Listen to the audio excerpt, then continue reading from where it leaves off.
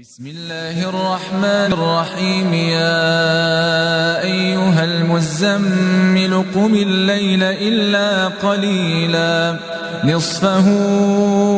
أو انقص منه قليلا أو زد عليه ورتل القرآن ترتيلا إنا سنلقي عليك قولا ثقيلا إن ناشئة الليل هي أشد وطئا وأقوم قيلا إن لك في النهار سبحا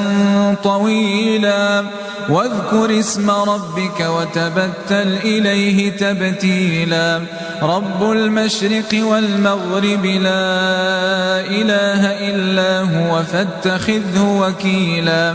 واصبر على ما يقولون واهجرهم هجرا جميلا وذرني والمكذبين أولي النعمة ومهلهم قليلا إن لدينا أنكالا وجحيما وطعاما ذا غصة وعذابا أليما يوم ترجف الأرض والجبال وكانت الجبال كثيبا مهيلا إنا أرسلنا إليكم رسولا شاهدا عليكم كما أرسلنا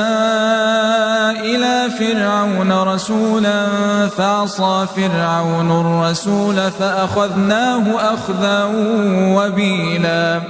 فكيف تتقون إن كفرتم يوما يجعل الولدان شيبا السماء منفطر به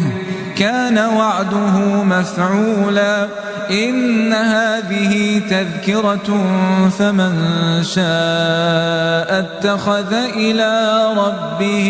سبيلا إن ربك يعلم أنك تقوم أدنى من ثلثي الليل ونصفه وثلثه وطائفة من الذين معك والله يقدر الليل والنهار علم أن لن تحصوه فتاب عليكم فاقرؤوا ما تيسر من القرآن علم أن سيكون منكم مرضى وآخرون يضربون في الأرض يبتغون من فضل الله وآخرون يقاتلون في سبيل الله فاقرؤوا ما تيسر منه وأقيموا الصلاة وآتوا الزكاة وأقرضوا الله قرضا حسنا وما تقدموا لأنفسكم من خير تجدوه عند الله هو خيرا وأعظم أجرا واستغفروا الله إن الله غفور رحيم.